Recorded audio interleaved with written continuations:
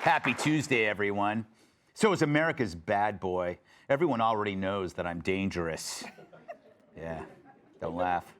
I'm the Jim Morrison of talk show hosts, and Kudlow's my backdoor man. But you know, you might be dangerous too, according to the FBI. And you don't even have to be an angry parent at a school board meeting. You just have to use words.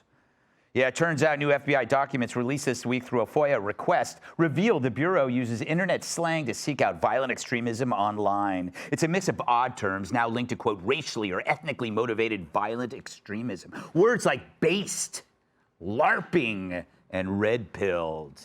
In other words, they're terms that could be used in a context that don't relate at all to race or extremist views. For example, they define based as someone who's converted to racist ideology. So I guess they must be keeping a close eye on Joy Reid, right? But really, doesn't based mean you're based in facts? You're grounded in logic, not wokeness? Perhaps that's why it's being targeted? Then you got LARPing, which stands for live action role play. You know, those nerds who dress up as knights and wizards until a jock walking through the park stuffs them in a trash can. But the FBI says LARPing is a term used by extremists to accuse others of not being as extreme. And I get it. My old manager at Medieval Times used to accuse me of it when I wouldn't wear a codpiece in his hot tub.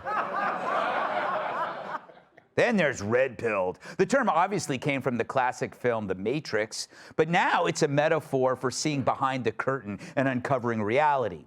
But now becoming red-pilled indicates the adoption of racist, anti-Semitic, or fascist beliefs. So how did they get there?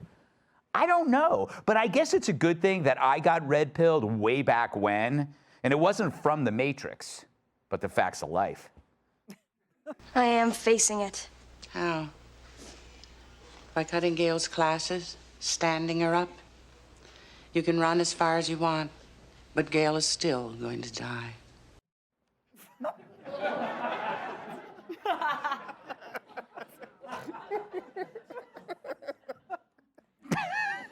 The greatest moment in television history, Gail is going to die. And she did. Because that's a fact of life. How could that not change you? It changed me. But you can see the danger here, right? Sure, there's extremists out there who might say they've been red-pilled, but some of them also play soccer. It's the mistake the media loves to play, and now the FBI does too. They now define threats by the weakest of connections. So now you're guilty by word association. Maybe that's why Biden can't pronounce anything. Speaking of Joe, is it me or has the Biden administration replaced the role of Charmin in the White House bathroom with the Constitution? The only rights citizens have these days are those that aren't in the Constitution. I can't own a gun in New York, but I can identify as a chick and run naked through a Lucille Roberts locker room. And I have. Another part of the FBI document refers to keeping an eye on incels, which is short for involuntarily celibate. If you don't know what that is, there's your answer.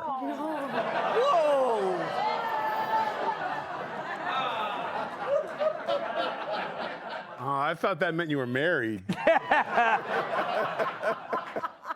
But a bunch of the FBI's incel terminology words are actually just slang. For example, Chad. The FBI calls it the idealized version of a male who is very successful at getting romantic and sexual attention from women. Sounds more like a Greg to me. But if you're a shy dude making fun of Chads, you could end up on a watch list. So just to be safe, don't mock hanging Chads, the country of Chad, or Fox senior congressional correspondent Chad Pergram. Seriously, don't let his calm demeanor fool you. I once saw him debone a dolphin with a violin bow. No reason for it, really. The feds also flag a word called looksmaxing, which is defined as the process of self-improvement with the intent to become more attractive. Well, the cast of The View is safe. But how is this bad? Improving yourself to find a mate? Everyone does that. Even Jesse had hair from his back put on his head. So what is the message here? Well, it's don't message anything. From now on, you're like a mafia don, scribbling notes on torn paper to be eaten later by a starved underling. It's sad, really. It's almost like the FBI made its own excuse to spy on everyone and not just Trump. But it's sadder still that another group you once looked up to turns out to be kind of lame. You know, first it was the Red Hot Chili Peppers. Now it's the FBI. I mean, I remember, you know, when you were a kid, working for the FBI sounded cool. I mean, they had TV shows and movies about it. Ephraim Zimbalist Jr. But what if that was all BS and it was always about invasive targeting, informants, setups, creating criminals out of misguided fantasists?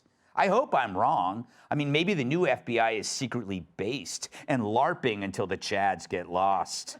Now that would be a red pill. Let's welcome tonight's guest. He's heard more booze than a haunted house on Halloween. Comedian Joe Mackey. She used to interview naked athletes, which means we have a lot in common. Host of the Sideline Sanity podcast, Michelle Tafoya. She's like a bowling alley, extremely loud and popular with old men. Yeah. Fox News contributor, Kat Timm. And he uses the Statue of Liberty as a back scratcher. My massive sidekick in the NWA World Heavyweight Champion, Iris.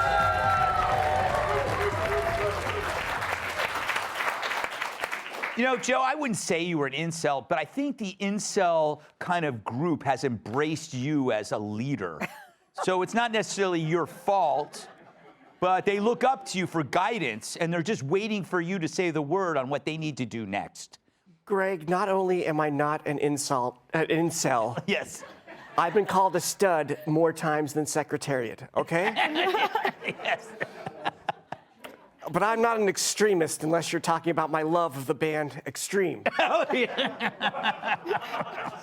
One thing that didn't make the monologue, though, Greg, is that the FBI's also been going into Catholic churches and you know, trying to look for extremists there. And I actually think this is a good thing. Maybe they could pay attention while they're there, learn something, maybe go to confession for violating the First and Fourth Amendments, and then they can catch the real extremists that are attacking the churches. Yes. A good point. All right, Michelle, I'll play devil's advocate, even though I am definitely not pro-Satan. Devil's advocate is a phrase. Yes. Just want to be clear. What if this is just part of a greater focus on grabbing terrorists, that it's just part of something? It's not really like going after normal people. It's just like one little variable. I thought about that too, Greg, but then I thought some more. Oh, good. You know the old thing about the frog in the boiling water? Mm-hmm. So if you take a frog and you throw it in boiling water, it will immediately jump out because it senses danger. Mm-hmm. But if you throw a frog into a pot of tepid water and slowly turn up the heat, it won't notice the disintegration of its surroundings, and you just keep turning it up, you boil it, and it's dead. Ugh.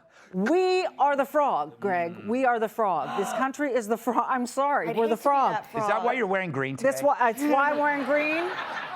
It's the last time I can be a live Kudlow frog. does this all the time at his house in the Hamptons. Before I know it, I'm like on fire. Oh, God. Kills a lot of germs. So the point is that little by little, they want to undercut language. They want to attack you for using certain words. They also want to tack words like radical onto the Catholic religion, or what they're calling it, radical Catholicism or something. Yeah. So they're erasing. We don't know what a woman is. We have these pronouns being all shifted around us. We are slowly being boiled to a crisp as a society, and it's through the use of getting rid of language and then forcing other language on us. But I agree with you. Hell, don't use those certain terms. Otherwise, it's a pretext for what do they do next to you? Exactly. What do they do next? I don't know. Suddenly, I'm just really hungry. Yeah. Kat, what are the odds that a guy in the FBI would end up basically, going after another person who turns out to be in the FBI? It seems like everybody's an informant. At least on January 6th, I think there were like 40 of them there.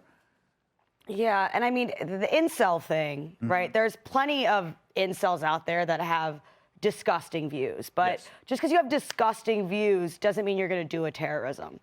Like, sometimes you're not violent, or some of these guys, like, there's no way they have gas money. Yeah. Like, they're just always in my Instagram comments being like, have a baby before you dry up. And yeah, but it's like, okay, thanks for the tip, but that doesn't equal, I don't think that they're actually that concerned about this. It's like an excuse on behalf of the FBI to snoop, not because the FBI is concerned, but because it's an excuse to snoop. And actually, doesn't make it a difference in terms of safety, except maybe it goes against our safety, because if they are just this flood of things they have to look at, anyone who ever used any of these words, even sarcastically or even in another way, as you pointed out, they're not going to be able to focus or maybe even see the things that are actual threats. Don't you feel kind of weird about we're in a place talking bad about the FBI? Because we're similar ages, early 40s. I mean, the FBI was like a cool thing. So were teachers. I think well, they still are. Yeah. We need to understand that. It's just that the new regime is not. And what happening is and Kat is right. If you are a Chad, first of all, as a slayer of many in my day, I never needed an abbreviation. I knew what I was. My boys knew what I was. And I didn't need to give abbreviations. They're changing the language so that they can justify their violence. So we see it all the time. Oh, when you don't recognize my pronouns, that's violence against me. No. They're trying to turn sticks and stones will break my bones, names will ever hurt me, to names hurt me, so I can use sticks and stones. So they're taking our language and saying that what everyday normal people say or do is offensive, dangerous, racist, and violent. So when they participate acts of violence on us, it's justified. Like we saw with the swimmer, she was using her words, and she was chased and attacked and threatened, and guess what? They were the victims. Right. Because they were responding to her verbal violence. So they take words that make zero sense. I'm telling you right now, great point. Joe and I, when we were hanging and banging in the gym this morning, we never once said, hey, I said to Joe, hey, Chad, how's your LARPing going? He would have bitch slapped me and said, no talking during sets, Tyrus. Get back to work. We don't use that kind of language. So unfortunately, our real men and women in the FBI who are trying to do their job, just like our teachers, get overshadowed by the ones who are part of this agenda and spend their time on TikTok and look to go after everyday people. Excellent points. Up next, female athletes oppose calls to ban women with balls. Hey, Sean Hannity here. Hey, click here to subscribe to Fox News YouTube page and catch our hottest interviews and most compelling analysis. You will not get it anywhere else.